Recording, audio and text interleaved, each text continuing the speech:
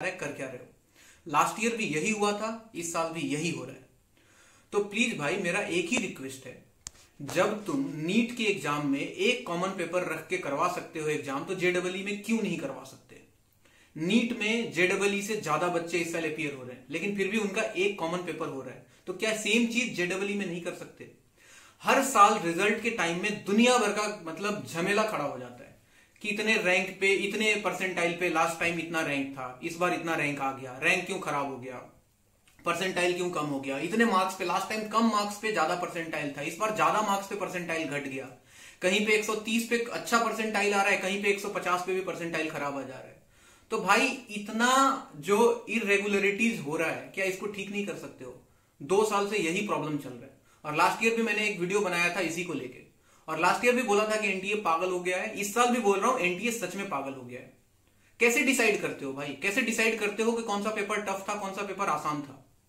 तुमको कैसे पता कि कौन से एग्जाम में कितना स्टूडेंट अच्छा बैठा है, कितना स्टूडेंट खराब बैठा है, कैसे डिसाइड करते हो।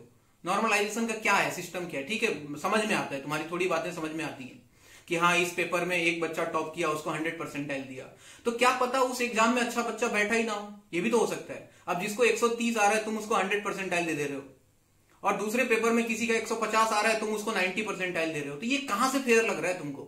और कैसे डिसाइड करते हो कि कौन सा क्वेश्चन टफ है, कौन सा क्वेश्चन आसान है। तो भाई इन सब चीज को मतलब सुधारने की जरूरत है ना यार। एक बार तुमने तो एग्जाम कर दिया, रिजल्ट एक दिन के अंदर डिस्प्ले कर दिया, फॉर्मूला है, फॉर्मूले के अंदर डाला, निकाल के रिजल्ट सामने रख दिया, लेकिन उसके बाद बच्चों के ऊपर क्या बीत रहा है, कभी सोचा है। कितने बच्चे फ्रस्ट्रेट हो गए कि सर पहली बार में इतना बढ़िया परसेंटाइल आया था, इससे ज्यादा मार्क्स था, इस बार फिर से मार्क्स तो उससे ज्यादा आ गया लेकिन परसेंटाइल कम हो गया, रैंक खराब हो गया।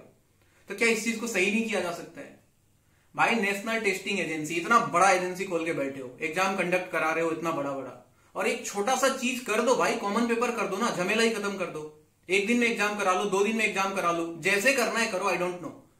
एक दिन में अगर नीट का एग्जाम हो सकता है एक कॉमन पेपर के साथ, तो जेडबलई में क्यों नहीं हो सकता है ये चीज। प्रॉब्लम कहां पे आ रहा है। और इसके बाद 2 बच्चे सामने खड़े हैं, एक का 130 आया, एक का 150 आया, इसका परसेंटाइल ज्यादा अच्छा है, उसका परसेंटाइल खराब हो गया है। तो कैसे डिसाइड किया कि इसका पेपर आसान था, इसका पेपर टफ था। कैसे डिसाइड करते हो। पेपर बैठ के देखते हो, सॉल्व करके देखते हो हर पेपर बैठ के कि कौन सा पेपर में कितना, कौन से क्वेश्चन में कितना टाइम लगा। और बच्चों का आईक्यू कैसे डिसाइड करते हो। 2 सेम लेवल का बच्चा बिठा के टेस्ट किया था क्या आपने पेपर देने के बाद कि हाँ 2 सेम आईक्यू का बच्चा हमने बिठाया, ये क्वेश्चन दिया, इसने कितने टाइम में सॉल्व किया, इसने कितने टाइम में सॉल्व किया। इसके डिसीजन होता कैसे है। और आप कौन होते हो डिसाइड करने वाले कि कौन सा पेपर टफ है, कौन सा पेपर आसान है। एक कॉमन पेपर रखो यार, एक कॉमन प्लेटफॉर्म पे सबको लेके आओ, तब तो कंपटीशन फेयर होगा। क्या पता नहीं उल्टा पुल्टा किए जा रहे हो, हर साल यही नौटंकी चल रहा है। तो भाई इस चीज को करेक्ट करो अगले साल से, वरना बहुत प्रॉब्लम होने वाला है। और तुम्हारे चक्कर में कितने बच्चे फ्रस्ट्रेट होते हैं तुमको पता नहीं है। टॉपर की बात नहीं कर रहे हैं, टॉपर कहीं भी रहेगा, रिजल्ट लेके चला जाएगा। हम बात करते हैं एवरेज बच्चों की, एवरेज और बिलो एवरेज की, जिसका 2 नंबर 4 नंबर 1 परसेंटाइल 2 परसेंटाइल से कोई कॉलेज छूट जाएगा, उसको कितना दुख होता है, कभी सोचा एक बार भी। और क्या पता तुम्हारी गलती के कारण उसकी ये सब मिस्टेक हो रहा हो। तो एक सिंपल सा चीज है भाई, एक कॉमन पेपर करो ना, कॉमन पेपर। क्या जरूरत है 12 सेट पेपर बनाने का। इतना बड़ा टेक्नोलॉजी वाला एग्जाम ले रहे हो तुम, और एक कॉमन पेपर में एग्जाम नहीं करवा सकते हो। डिफरेंट पेपर, डिफरेंट परसेंटाइल, और सबका रिजल्ट एक साथ कंबाइन करके दे रहे हो, ये लो result. This is not fair. और इसको अगर ठीक नहीं किया गया तो मैं बता रहा हूं भाई आगे जाके और ज्यादा प्रॉब्लम होने वाला है। तो dear NTA, national testing agency, ये आपके लिए है ये वीडियो। अगर आप तक कभी गलती से पहुंच जाए तो इस बात को ध्यान में रखो कि एक कॉमन पेपर, एक कॉमन प्लेटफॉर्म और एक कॉमन कंपटीशन हो, तब समझ में आएगा कि किसका कितना बढ़िया रैंक आ रहा है, कितना परसेंटाइल आ रहा है। और एटलीस्ट एग्जाम के बाद बच्चों के मन में ये तो नहीं रहेगा कि अच्छा करने के बाद भी मेरा खराब हो गया। जो है सामने है, एक पेपर है, कितना मार्क्स आया, कितना परसेंटाइल आया। अरे कैट का भी एग्जाम होता है भाई, एक ही पेपर होता है ना, या 10 पेपर में एग्जाम होता है। बहुत सारे एग्जाम है जिसमें परसेंटाइल कंसीडर किया जाता है, लेकिन वहां तो 10-12 पेपर नहीं हो रहा है। तो तुम क्यों कर रहे हो भाई 12 पेपर।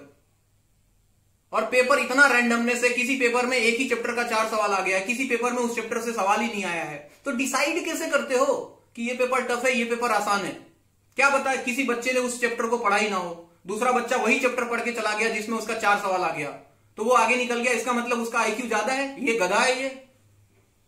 तो भाई ऐसी बहुत सारी चीजें हैं, और लास्ट ईयर भी मैंने बोला था, इस साल भी बोल रहा हूं, अभी भी टाइम है, अगले साल से इसको मॉडिफाई करो, वरना तुम्हारे चक्कर में बहुत बच्चे फ्रस्ट्रेट हो रहे हैं, और खासकर वो बच्चे जिनका थोड़े बहुत मार्क्स से, थोड़े बहुत परसेंटाइल से कॉलेज मिस हो रहा है।